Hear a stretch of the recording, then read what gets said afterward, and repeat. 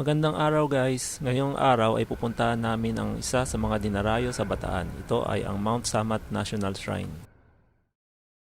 Sa ngayon, nandito pa lang kami sa Makati. Tulad ng inaasahan, wala pang masyadong sasakyan dahil masyado pang maaga. Kaya tara!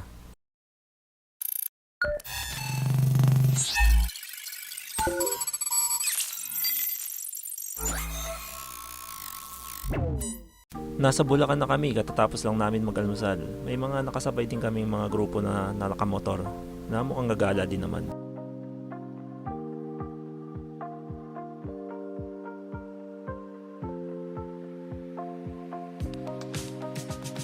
After ng mga ilang oras, narating na namin ang Pampanga.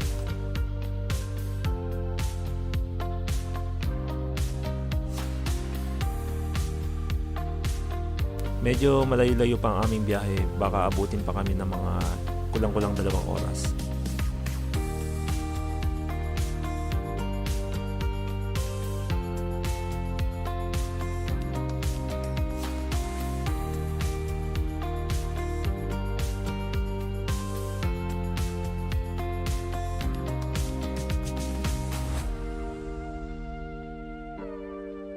Ngayon nandito na kami sa Bataan pero malayo pa dito ang Mount Samat. Konting impormasyon lang, ang Bataan ay may tinakdang speed limit para sa mga sasakyan. Mapapansin nyo sa gilid ng kalsada may mga karatula. Sa mga small vehicle na 4 wheels ay 80 km per hour, sa mga truck ay 70 km per hour, at sa mga motor ay 60 km per hour. Mamaya ipapakita ko kung saan nakalagay yung mga warning signs. Hindi ko kasi na-videoan nung papunta pa lang kami.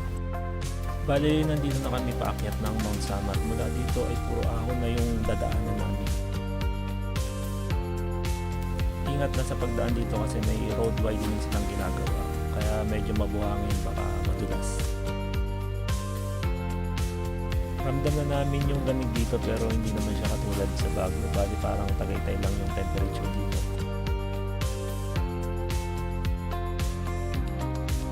Mga part dito na masyadong matatarik yung ahon pero kayang-kaya naman ng mga motor yan.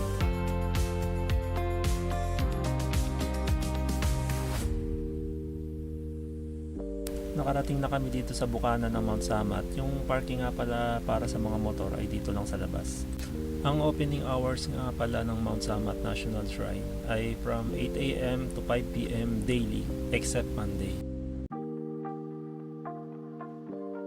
Ingat lang sa pagpark ng motor nyo dito kasi medyo hindi pantay yung kalsada. Baka matumba yung motor.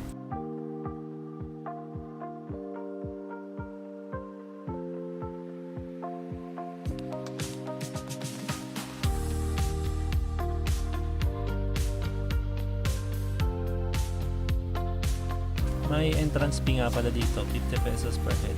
Doon kayo magbabayad sa gate.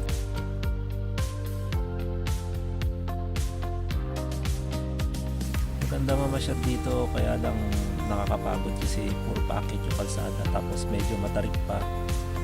Bali dito sa hagdanan na yan yung nakikita nyo yung kulay puti. Bawal nga palang umakyat yan. May designated siya na kung saan ka lang aakyat.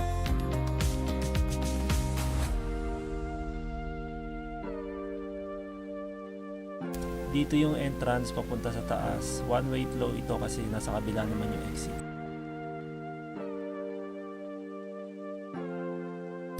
Pagdating dito, yung nakikita nyo na kalsada, doon naman yung kasunod na paakyat.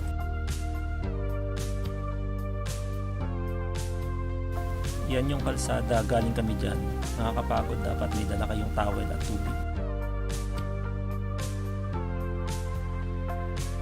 Ito na yung huling ahon na road na papunta dun sa malaking cruise.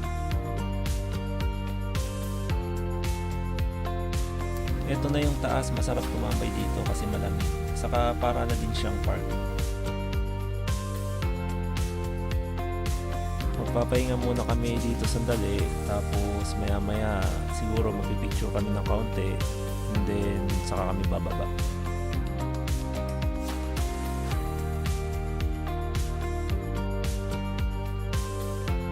Itong mga oras na to medyo makapal na yung ulap dito. Hindi ko sure kung ulap to o fog.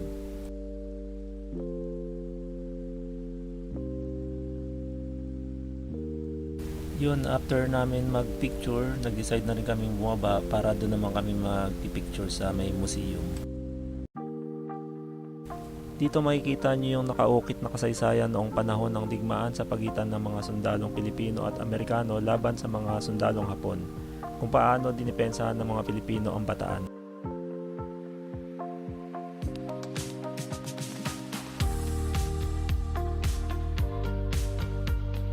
May mga souvenir shops nga pala dito, pwede kayong makabili ng mga pasalubong tulad ng keychains, damit, ref magnet at madami pang iba.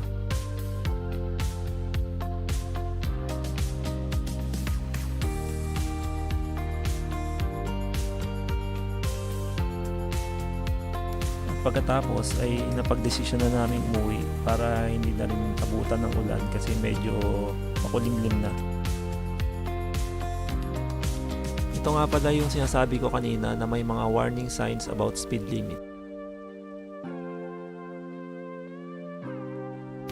Huwag na nating subukan at huwag na nating alamin kung paano sila mag-apprehend kasi mahirap din mahuli sa malayong lugar.